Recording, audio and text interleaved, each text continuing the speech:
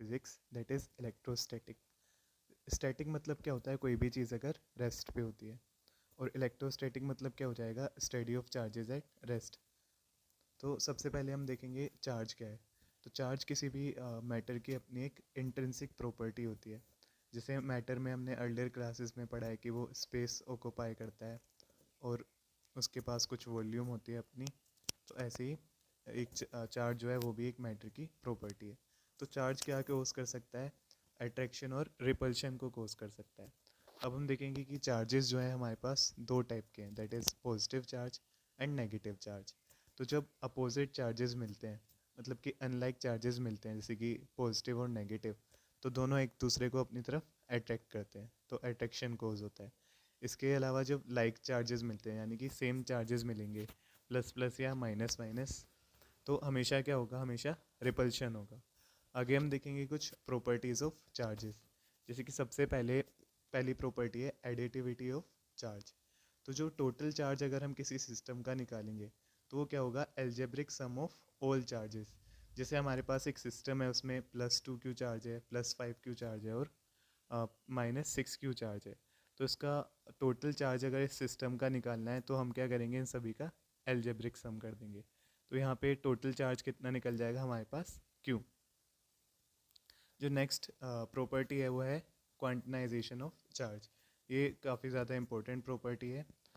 इसमें इसका मतलब जो है कि जो चार्ज होगा वो हमेशा इंटीग्रल मल्टीपल होगा ऑफ इलेक्ट्रॉन का, और जो एन होगा यहाँ पे हमारा हमेशा एक इंटीजर रहेगा, जैसे कि 0 +-1 +-2, मतलब कोई भी एक इंटीजर हो सकता है। इसके बाद जो थर्ड प्रॉपर्टी है वो है कंजर्वेशन ऑफ चार्ज। जो हमारा चार्ज है वो सिस्टम के बीच में हमेशा कंजर्व रहेगा, मतलब कि वो ट्रांसफ़र होगा एक मटेरियल से दूसरे मटेरियल में, पर कोई भी चार्ज बीच में डिस्ट्रॉय नहीं होगा या कोई भी न्यू चार्ज नहीं बनेगा। जैसे कि हम यहाँ इससे समझ सकते हैं, यहाँ पे हमारे पास एक सिस्टम है, यहाँ पे 3 पॉजिटिव चार्ज है और 3 नेगेटिव चार्ज है, और यहाँ पे दूसरी बॉडी है, उसके पास भी 3 नेगेटिव चार्ज है और 3 पॉजिटिव चार्ज है। तो यहाँ पे इसके बाद जब इन दोनों को रब किया गया तो इसके 2 इलेक्ट्रॉन जो है यहाँ दूसरी बॉडी में ट्रांसफ़र हो गए। तो लेकिन यहाँ पे भी अगर हम देखें तो टोटल नेगेटिव चार्ज काउंट करें तो यहाँ पे 5 + 1 6 है, और टोटल पॉजिटिव चार्ज भी 3 + 3 6 है, मतलब कि जैसे सेम पहले थे ऐसे ही दूसरी कंडीशन में भी है। तो यहाँ पे हमने देखा कि चार्ज जो है बस ट्रांसफ़र हो सकता है, लेकिन कभी भी डिस्ट्रॉय नहीं होगा या अपने आप से कुछ नया ऐड नहीं हो सकता। इसके बाद कुछ इंपॉर्टेंट चीज़ें, जैसे कि एसआई यूनिट ऑफ चार्ज क्या होती है, वो होती है कूलम। और सीजीएस सिस्टम में देखें तो इसकी दूसरी यूनिट होती है वो है स्टैट कूलम।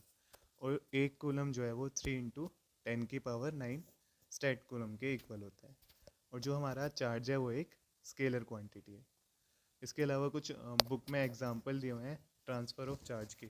जैसे अगर हम ग्लास रोड और सिल्वर क्लॉथ को आपस में रब करते हैं तो ग्लास रोड के ऊपर पॉजिटिव चार्ज आएगा और सिल्वर क्लॉथ के ऊपर नेगेटिव चार्ज आएगा। ऐसे ही इबनाइट रोड और फर का एग्जांपल देखें तो इस केस में इबनाइट रोड पे नेगेटिव चार्ज और फर पे पॉजिटिव चार्ज आएगा। नेक्स्ट एग्जांपल है पॉलीथीन और वूल का। तो इसमें पॉलीथीन पे नेगेटिव चार्ज आएगा और वूल पे पॉजिटिव चार्ज आएगा। और हेयर और स्केल के केस में हेयर पर पॉजिटिव चार्ज आएगा और स्केल पे नेगेटिव चार्ज आ जाएगा। नेक्स्ट जो है हमारे पास इंडक्शन ऑफ चार्ज है। इसमें क्या होता है, transfer of charge without touching the surface. एक सरफेस के ऊपर हम कैसे चार्ज ट्रांसफ़र कर सकते हैं बिना टच किए, वो होता है इंडक्शन ऑफ चार्ज। तो जैसे हमारे पास एक न्यूट्रल बॉडी है, मान लेते हैं इसमें 4 पॉजिटिव आयंस थे और 4 नेगेटिव। तो हम क्या करेंगे, सबसे पहले एक रोड लेंगे और उस स्पेयर के पास में लाएंगे नेगेटिवली चार्ज रोड। तो एक तरफ क्या होगा, एक तरफ सारे पॉजिटिव आयंस जो है वो एक साइड आ जाएंगे और बाकी के नेगेटिव आयंस जो है वो दूसरी साइड आ जाएंगे। फिर हम क्या करेंगे, यहाँ पे अर्थिंग प्रोवाइड करेंगे। तो अर्थिंग से क्या होगा, जो इधर वाले हमारे चार्ज थे नेगेटिव वाले, वो सारे अर्थ हो जाएंगे। तो हमारे पास बॉडी में क्या होगा, खाली पॉजिटिव चार्ज बचेंगे। इसके बाद क्या करेंगे, हम अर्थिंग जो है उसे हटा देंगे और उसके बाद रोड को भी हटा देंगे।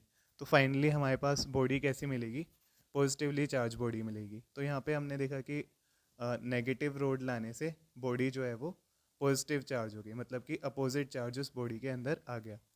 तो हम कह सकते हैं कि इंड्यूस करना अपोजिट चार्ज किसी न्यूट्रल बॉडी में, ये होता है इंडक्शन। इसके अलावा और भी कुछ इंपॉर्टेंट चीज़ें, जैसे कि इलेक्ट्रॉन पे चार्ज कितना होता है, 1.6 इंटू 10⁻⁻19 कूलम। और चार्ज ऑन प्रोटॉन भी सेम होता है, पर इसके हम पॉजिटिव केस में लेते हैं, जैसे कि 1.6 इंटू 10⁻⁻19 कूलम। इसके अलावा मास ऑफ इलेक्ट्रॉन होता है 1.6 इंटू 10⁻⁻27 kg। और मास ऑफ प्रोटॉन होता है 9.1 इंटू 10⁻31 kg। ये थोड़ा अपोजिट हो गए आपस में। जो ऊपर वाला है वो मास ऑफ प्रोटॉन होगा और जो नीचे वाला है वो मास ऑफ इलेक्ट्रॉन होगा।